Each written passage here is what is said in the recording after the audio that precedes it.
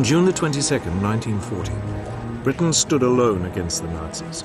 France had surrendered, and Prime Minister Winston Churchill could only growl defiance. We shall fight on the beaches, we shall fight on the landing grounds, we shall fight in the fields and in the streets, we shall fight in the hills, we shall never surrender.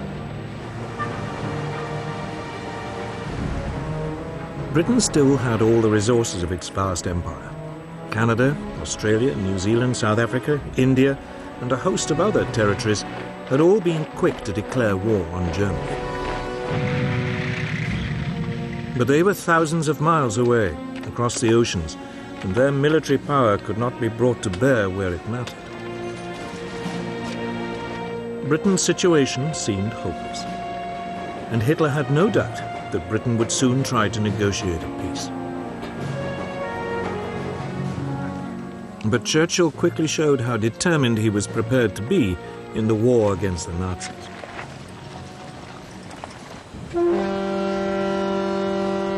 A powerful squadron of 2 French battleships and 2 battle cruisers was lying in the port of Mers el-Kabir in French North Africa. If the French ships fell into German hands, the British Navy's position in the Mediterranean would become impossible.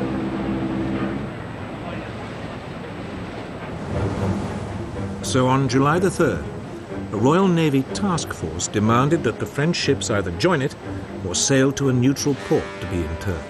The French refused. So the British opened fire on their former allies.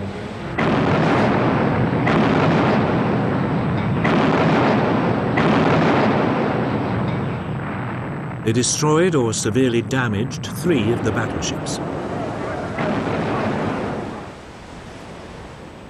Almost 1,300 French sailors were killed. But Churchill's ruthlessness didn't seem to impress Hitler. On July the 19th, he returned in triumph to Berlin and was greeted by more than 1 million people. That day, he made a speech in the Reichstag, the German parliament, offering peace terms to Britain. His offer seemed generous. Britain could keep its empire. In return, Hitler wanted a free hand in Europe. His plan was to conquer the countries of the East in order to win Lebensraum, room to live, for the German people. But Churchill would have none of it. The British would fight on. This would, as he put it, be their finest hour.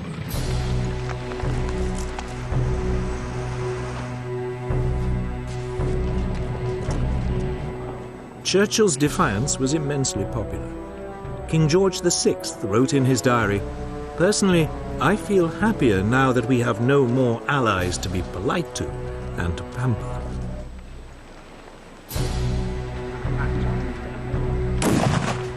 But it was difficult to see how Britain could ever turn the tables and actually win the war.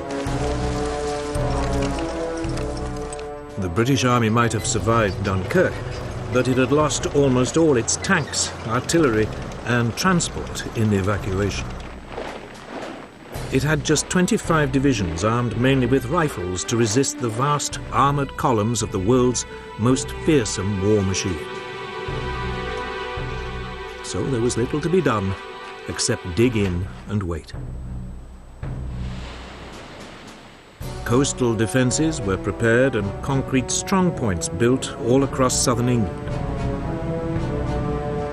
Signposts on roads were removed to make it harder for any invaders to find their way around.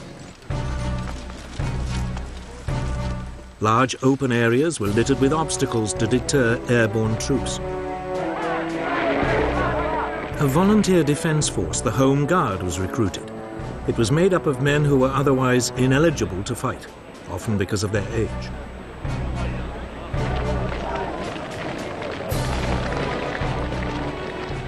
By the end of June 1940, almost 1.5 million volunteers had signed up. But there were few weapons with which to arm them. Hitler, meanwhile, was getting on with his invasion plans, codenamed Operation Sea Lion.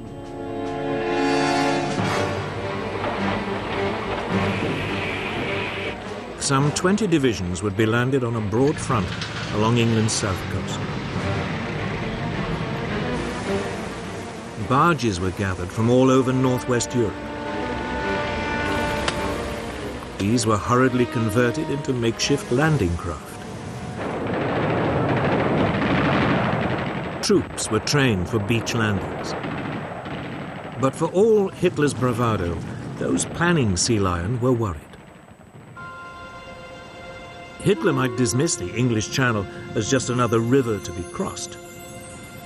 But Britain's navy was still the largest in the world. It might be stretched thin by its worldwide commitments, but the Royal Navy's home fleet far outnumbered the German navy. The German naval chief, Admiral Erich Raeder, had no confidence that he could seize control of the English Channel for long enough to get the army across. But the Germans did have one area of apparent massive superiority. The Luftwaffe far outnumbered Britain's Royal Air Force. The Luftwaffe's commander, Hermann Göring, had little doubt that he could establish air control over the Channel long enough for sea lion to take place.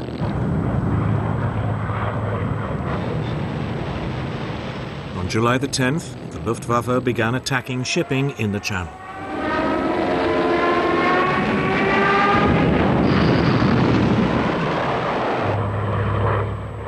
In response, the British had two of the most outstanding of the new breed of single-engine, multi-gun monoplanes. The Supermarine Spitfire and the Hawker Hurricane. The Spitfire was slightly faster and more agile than its German rival, the Messerschmitt Bf 109, which escorted the German bombers. It would be used to intercept these.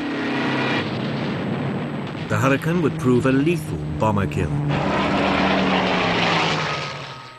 But in July 1940, Air Vice Marshal Hugh Dowding, the head of Fighter Command, had less than 700 fighters.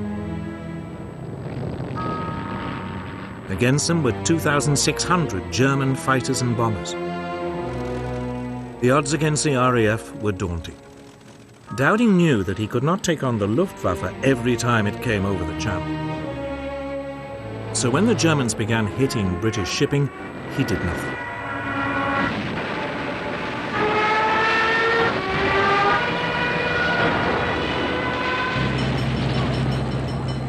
Instead, he would only use the RAF to stop the Luftwaffe from establishing the air supremacy needed for invasion. So he would only take on its big attacks. To help him, the British had one crucial innovation: radar. By the 1930s, scientists in both Britain and Germany knew that objects well beyond human sight could be detected by bouncing radio pulses off them and measuring the time it took for the signals to return. In Britain, a team of scientists led by Robert Watson Watt began developing radar as a means of detecting approaching aircraft at long range. Their work was seized upon by Dowding. He made radar the core of the world's first integrated air defense system.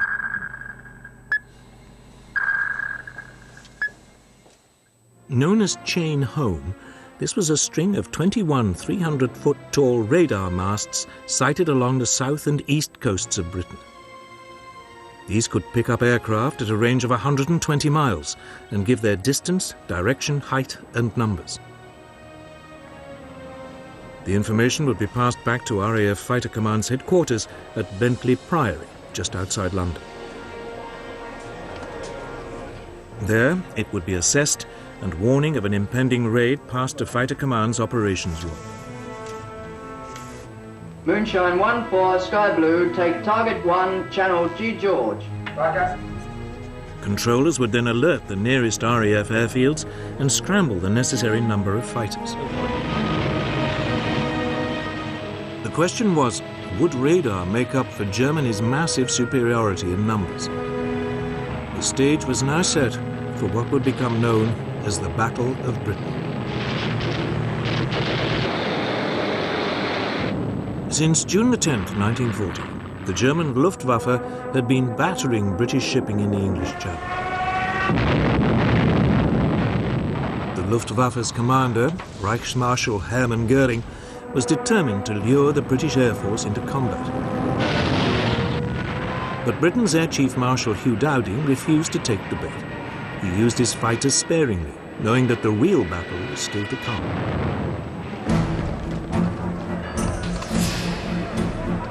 As this first phase of the Battle of Britain began, the Luftwaffe had a massive superiority in numbers.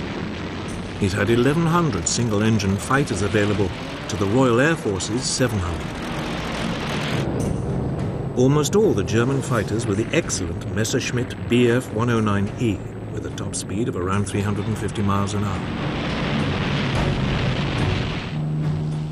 About two-thirds of the British fighters were Hawker Hurricanes, slower than the 109s but more agile. The remainder were Supermarine Spitfires, with a top speed similar to the 109s.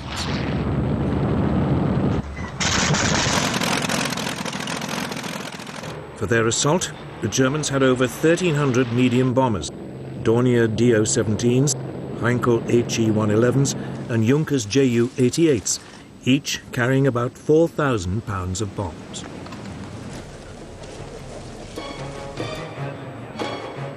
Göring selected August the 13th as Adlertag, Eagle Day, for the start of his main assault.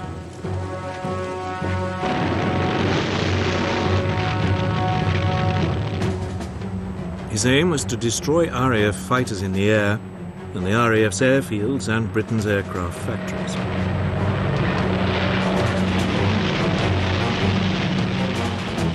Softening up attacks were made the day before. These concentrated on the airfields and the radar towers along the south coast.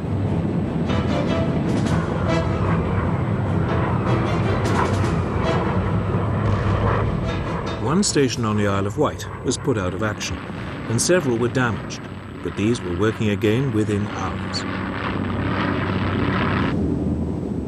Göring did not believe that radar had a significant role to play in the battle, and so these attacks were not repeated. It was a big mistake.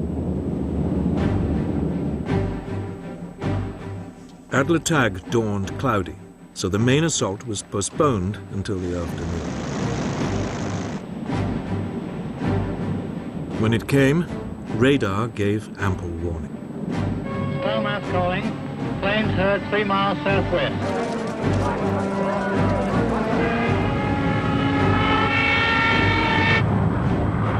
Nonetheless, most of the RAF airfields in the south were hammered.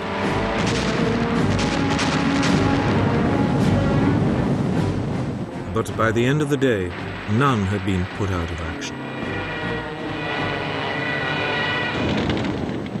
The Luftwaffe lost 46 aircraft. Britain, just 13.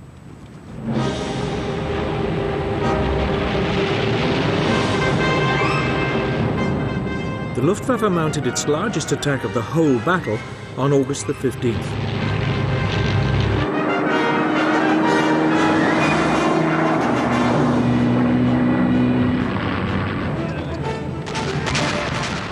Waves of heavily escorted German bombers forced their way through to the RAF airfields.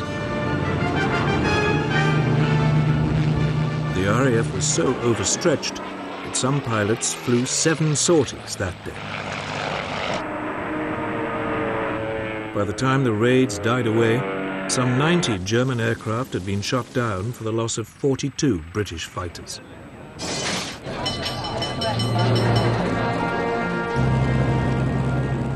The battle continued with equal ferocity over the next few days. Both sides became increasingly exhausted. Dowding tried to rotate his pilots to rest them, but he simply did not have enough of them. Many were being sent into battle with just 10 hours flying experience.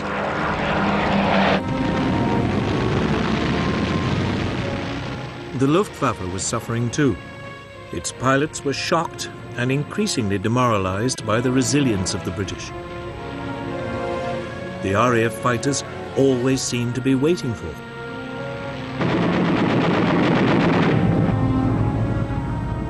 As the fighting wore on for 12 solid days, the British losses began to creep up to match those of the Germans. The Royal Air Force was close to breaking. To turn the screw, Goering began using his bombers to attack at night as well. But this decision had an unexpected outcome. On the night of August the 24th, a flight of Heinkel bombers lost its way and bombed the city of London.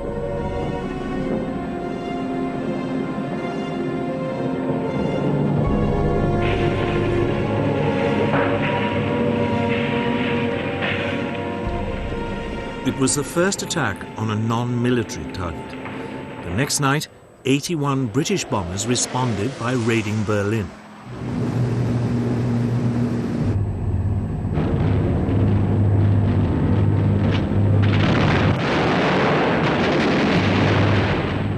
Hitler was infuriated and demanded massive retaliation.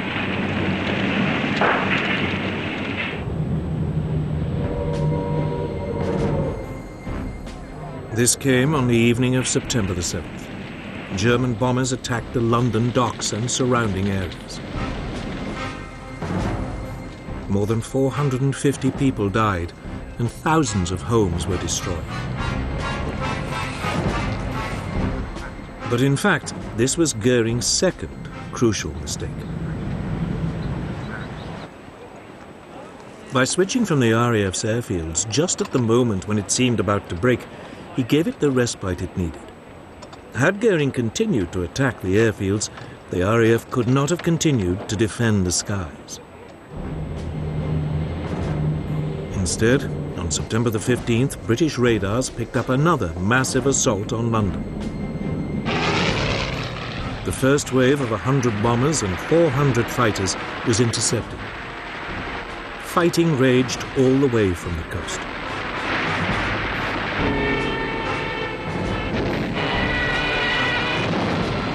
In the afternoon, another fleet of 150 bombers renewed the attack. Winston Churchill was at Fighter Command headquarters that day. After he heard controllers calling in reinforcements from neighboring groups, he asked, "What other reserves have we got?" The reply was, "There are none."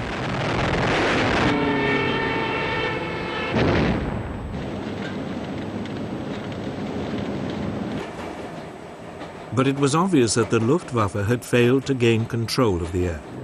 And on September the 17th, Hitler postponed Operation Sea Lion. The Battle of Britain did not really end, it died away. Hitler now tried a new tactic. By October the 5th, the daylight raids stopped, and the Germans concentrated on bombing Britain's cities by night. This was a so-called blitz. London was attacked every night but one, up to November the 12th. On November the 10th, the centre of the city of Coventry was obliterated.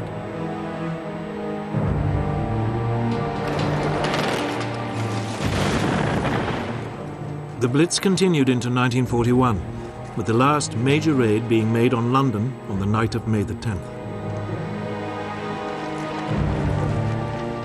More than 50,000 civilians were killed in the Blitz, but there was never any question of Britain cracking.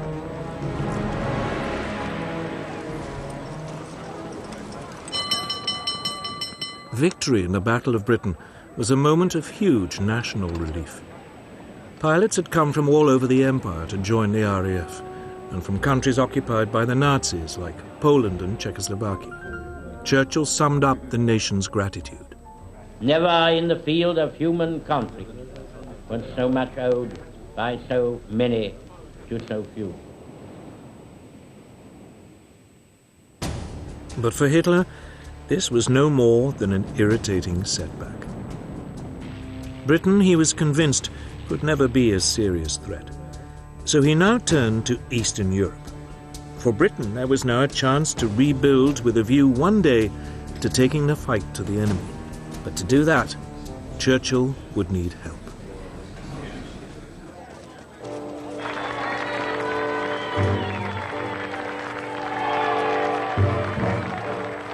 Britain may have won the Battle of Britain, but it was still immensely vulnerable.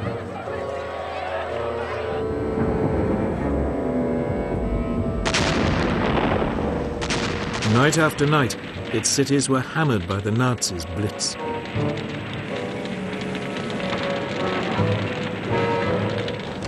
Its supply lifelines at sea were under constant assault. Churchill needed more help. And there was only one country that could provide it: the United States.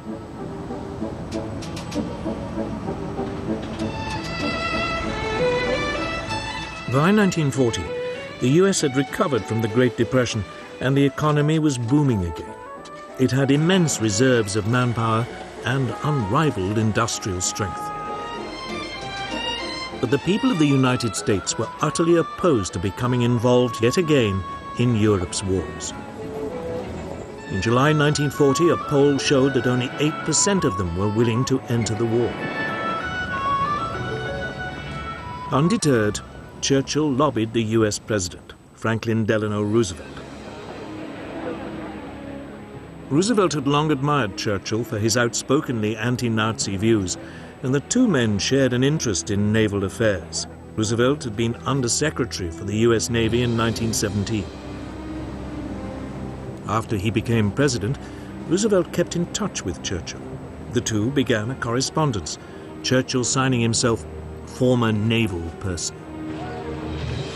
For all his avuncular image, Roosevelt had no illusions that German aggression would one day suck America into the war. So he began the long job of preparing American public opinion. I am a pacifist, but I believe you and I will act together to protect and to defend our science, our culture, our American freedom, and our civilization. In July 1940, he got approval for a massive expansion of the US Navy, including the building of 6 large battleships and a new class of aircraft carriers. The following month, Congress agreed that the National Guard and other reserves should be called up for 1 year's active duty. And in September, the large expansion of the 150,000-strong US Army was agreed, with a limited number of conscripts being chosen by lottery.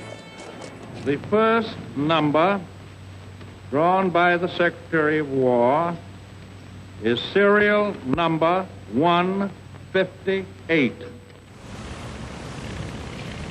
That same month, Roosevelt announced a deal under which the US would supply Britain with 50 World War I destroyers in return for 99-year leases on bases in Newfoundland and the Caribbean.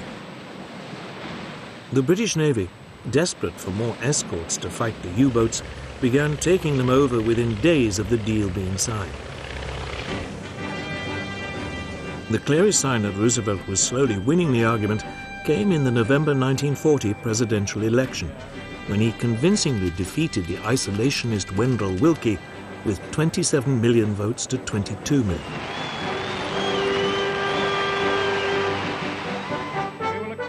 At the end of the year, Roosevelt spoke to the American people, setting out the 4 essential freedoms which he believed were at stake and which Britain was fighting to uphold: freedom of speech and religion, and freedom from want and from fear.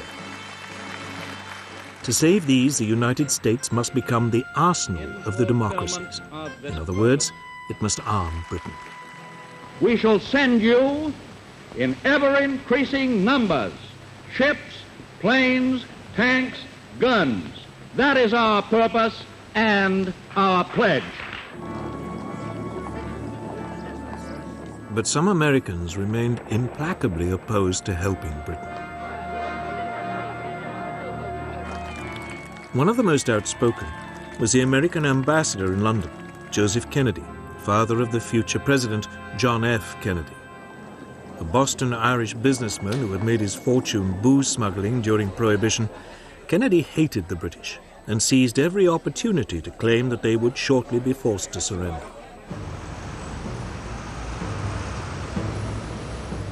However, Kennedy's virulence was counterbalanced by the growing admiration many Americans felt for the bravery shown by the British people during the Blitz. In particular, the broadcasts by the CBS London correspondent Ed Murrow helped to change public opinion.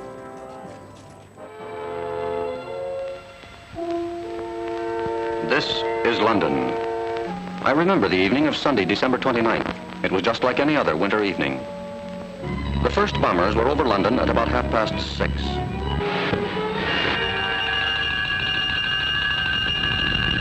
Soon the fires hissed from the top-story windows. Hitler once boasted, "I will rub out their cities." This is what he meant.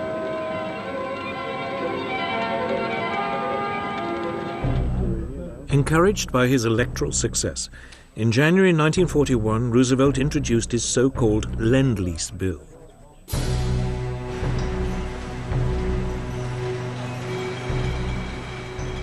The United States would supply weapons and war material to Britain and China, which was still struggling desperately against the invading Japanese. Payment would be delayed.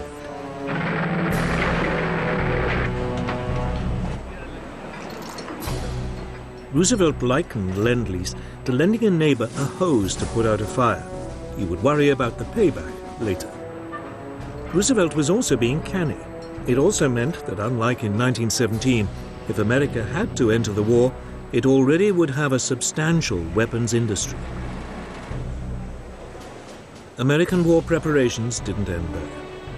Roosevelt secretly authorized U.S. military staffs to discuss a common strategy with the British should America enter the war.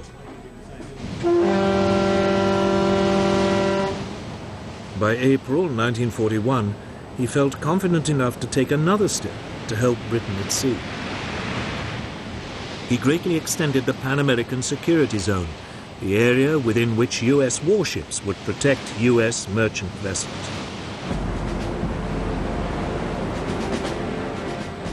In May, U.S. troops set up bases in Greenland, and in July, U.S. Marines were sent to replace the British garrison in Iceland, which was there to deprive the Germans of its harbors.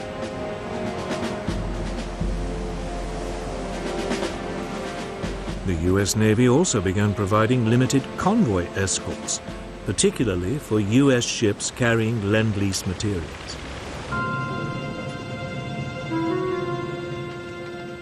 Hitler now gave his submariners strict instructions not to sink American ships, as he didn't want to provoke the United States into war.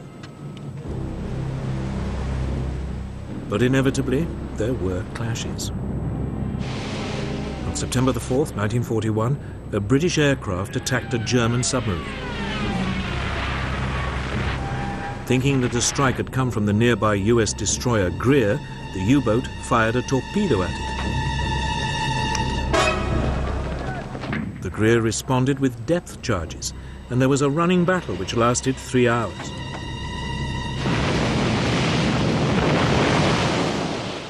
Neither vessel was sunk, but the tension was mounting. On November the 17th, the destroyer USS Kearney was hit by a torpedo while on convoy duty off Iceland. The U-boat commander claimed it was an accident. He'd been firing at a British ship and Kearney had got in the way.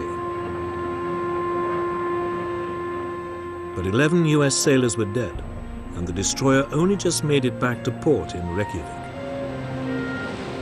Roosevelt protested, and the U.S. press was outraged. However, the American public remained resolutely opposed to going to war. Within weeks, at the end of 1941, the situation was reversed in a single day.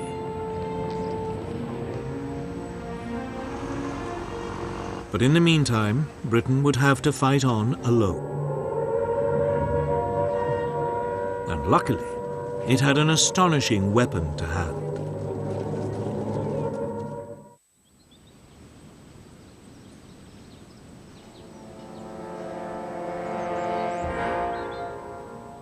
It looks like just another mansion in the English countryside, a bit run down. But Bletchley Park once contained a secret that fundamentally affected the course of World War II. Because it was at Bletchley that Britain worked out how to read Germany's most secret codes. Since the mid-1930s, all the German armed forces and intelligence departments had adopted a standard machine for encoding their messages. The cipher machine E, better known as Enigma. It was developed in the early 1920s as a handy tool for businessmen to keep commercial messages secret. It was powered by a battery, and its encoded messages were transmitted in Morse code to be decoded on a second Enigma machine at the receiving end. The critical element of the machine was 3 rotors, which could be set to scramble the message in a way which could only be unscrambled by another machine with the same settings. The rotors could be replaced and set differently. As a result, each letter typed could come up in any one of 150 million ways. Given the almost infinite number of settings, it was not surprising that the Germans remained convinced throughout the war that Enigma was uncrackable.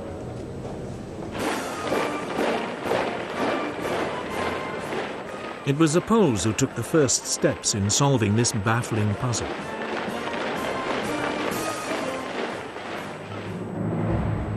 They knew of the existence of the Enigma machine and assembled a team of top mathematicians to crack it. Marian Rejewski, Jerzy Rojicki, and Henry Zygalski. But the team could not decipher messages without knowing the internal wiring of the rotors. The solution was supplied by French intelligence, which sent its Polish allies material gathered by a spy in the German army's cipher department. Amongst this was an Enigma manual. The Poles were able to reconstruct an Enigma machine and began laboriously decoding messages.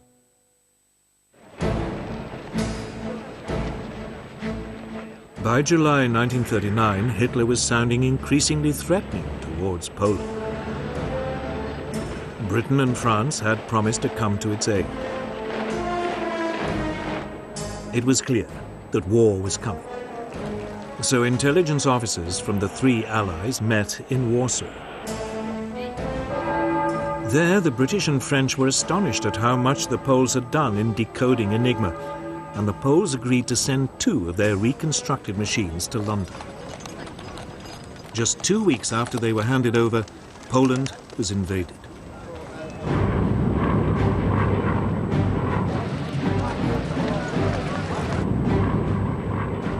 By the time Poland fell to the Germans, the Polish cryptographers had destroyed all evidence of their work on Enigma. Some were captured and tortured, but none revealed what they'd been up to.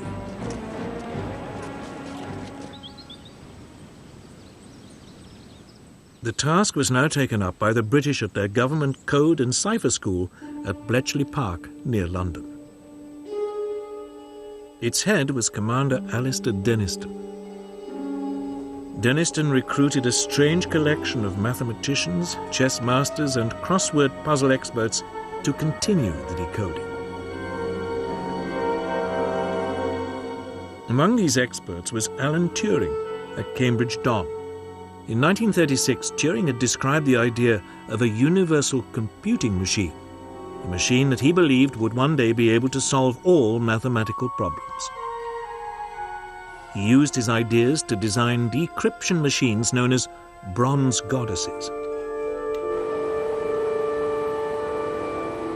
The raw material for Bletchley came from the British Y service, a chain of radio listening stations which monitored and recorded German transmissions.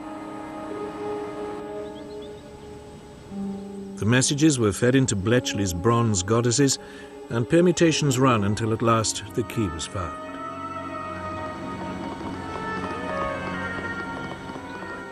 Once a message had been decrypted, it was translated, analyzed, and passed on to the appropriate authority. From the moment he became Prime Minister and learned of Bletchley's work, Winston Churchill understood its extraordinary importance. He referred to Bletchley's output as his ultra-secret information, and Ultra became its code name. The distribution of Ultra was tightly controlled. Senior commanders were shown only that information which directly concerned their operations. The need to keep the source of the intelligence secret was so great that Churchill insisted that no action could be taken on the basis of Ultra material unless a cover plan had been developed to convince the Germans that the intelligence must have come from another source.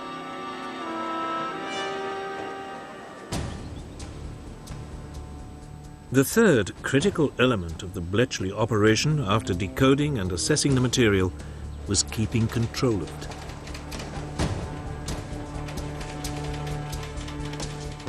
Often Ultra revealed vital information about German plans and actions. News of forthcoming attacks and other intelligence was filed away in a massive card index system. This was constantly mined for answers to questions great and small.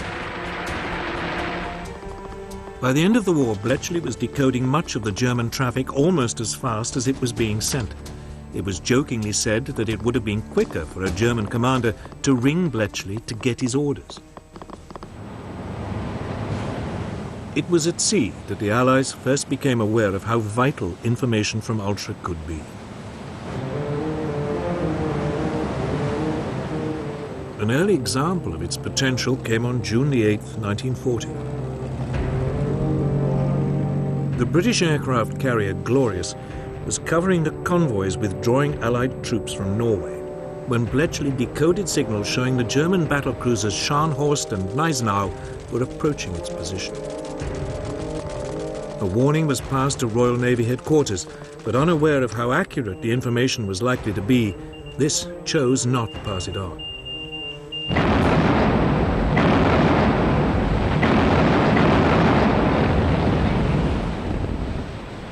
The Glorious was intercepted and sunk.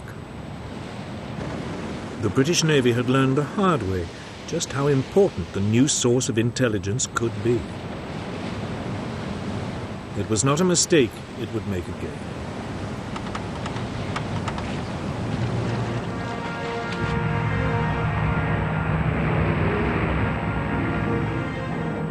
Bletchley also performed a critical role in the build-up to the Battle of Britain.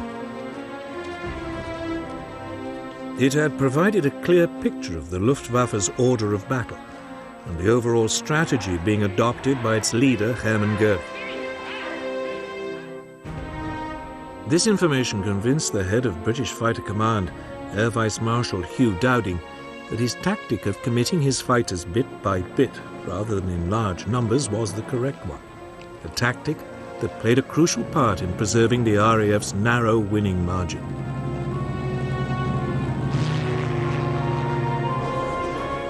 As Britain continued its lonely fight into 1941, it had at last found a way of fighting back. Bletchley Park was ready for action.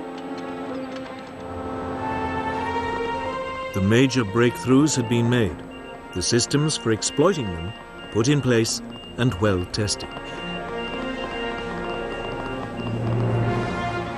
In the coming years, Ultra and the work of Bletchley Park would prove vital to the Allied successes. But as the Battle of Britain and the Blitz ground on, these were still a long way off. Churchill still needed more immediate results. And by early 1941, he thought that he had at last found a way to get them.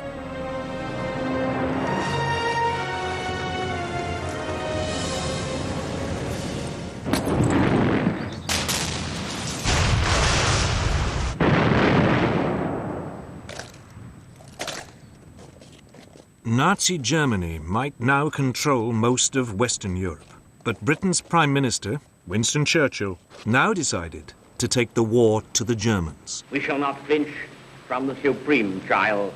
All will come right out of the depths. Even before France had surrendered, he was looking for ways of striking back and of keeping resistance alive in the countries which had been overrun.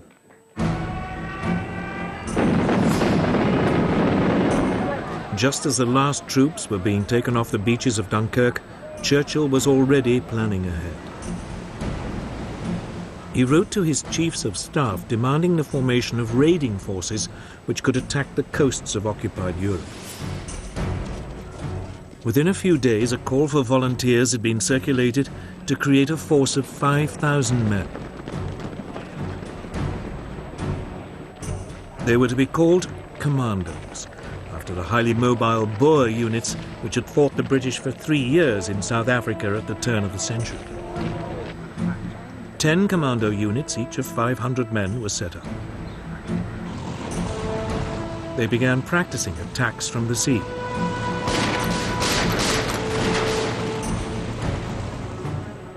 One unit was ordered to specialize in parachuting and using assault gliders. This soon became the basis of the separate parachute regiment.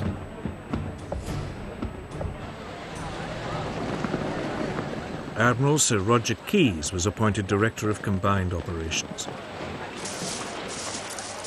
Churchill instructed him to prepare to mount 3 major raids as soon as the threat of an invasion of Britain had passed.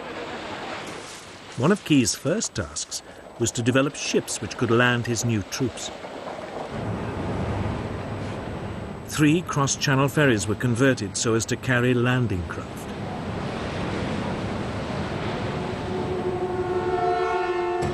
On March the 4th, 1941, 2 commando units and a demolition squad were landed on the Lofoten Islands off northern Norway.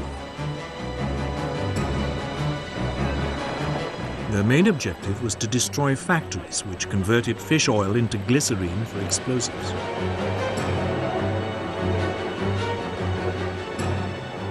The commandos achieved total surprise and landed without a shot being fired. A German armed trawler in the harbour was seized. They quickly destroyed the factories and the fish oil tanks.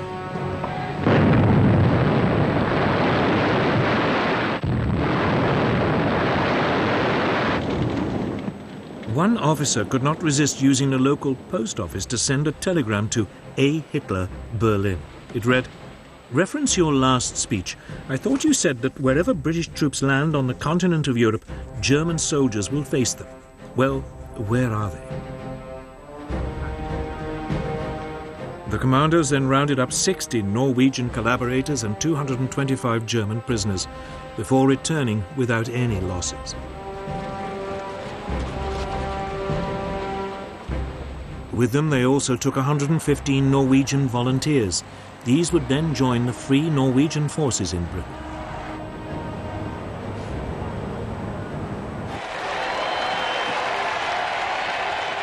The Lofoten raid was an enormous public relations success and a huge boost for British morale. But its most important result was one which could not be publicized: the capture of a set of rotors for an Enigma machine.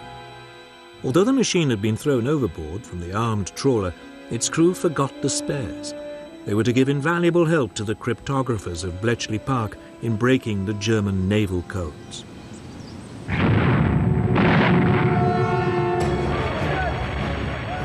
Then in December 1941, 4 commando units landed at the Norwegian port of Vagsø and were immediately involved in heavy fighting. The approach to Vagsø was covered by the small island of Malø, on which the Germans had placed artillery.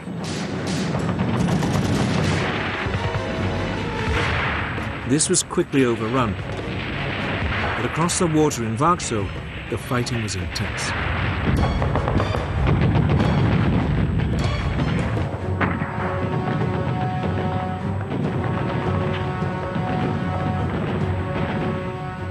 It took several hours for the main German garrison to be subdued.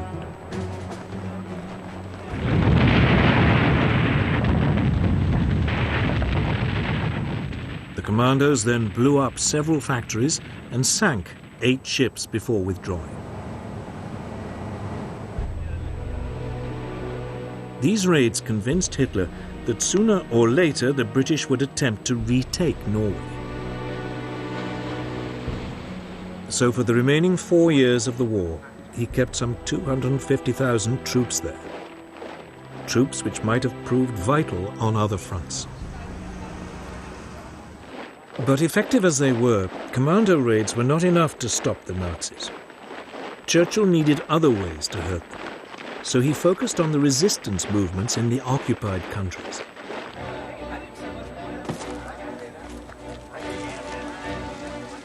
In July 1940, a Special Operations Executive, SOE, was formed, as Churchill put it, to set Europe ablaze. Its objectives were to encourage sabotage of the enemy war effort, gather intelligence and prepare clandestine forces to disrupt German defenses.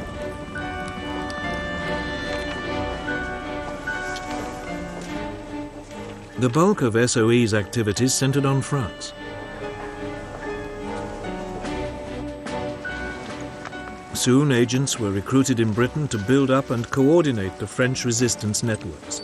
Radio operators and couriers were also trained to support them.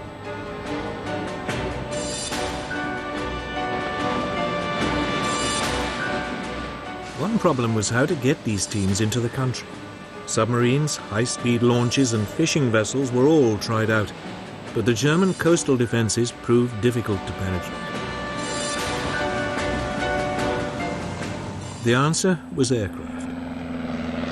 And in August 1940, a special RAF unit was set up with Whitley bombers and short takeoff and landing Westland Lysanders.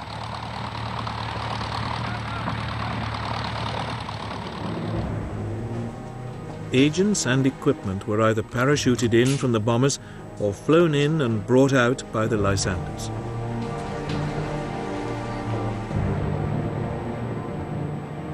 On moonlit nights, a growing number of reception committees would be waiting as an increasingly widespread network of resistance groups was built up.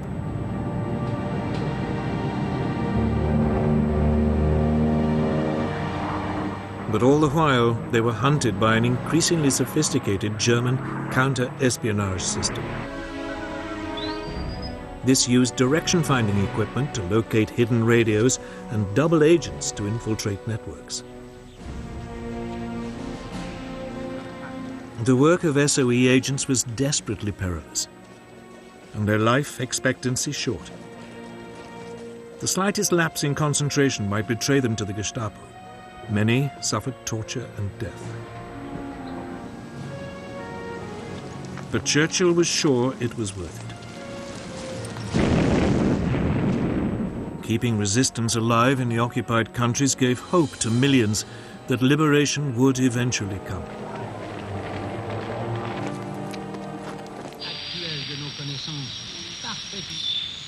The British Broadcasting Corporation, the BBC, was also enlisted to raise the hopes of those living under German rule. They broadcast the news in all the languages of the occupied countries. The German penalty for listening to these bulletins was death. But people tuned in regardless. The BBC also played a crucial role in transmitting coded messages to resistance groups. These always came after the 9 o'clock news. Message très important pour le chef de Gaël.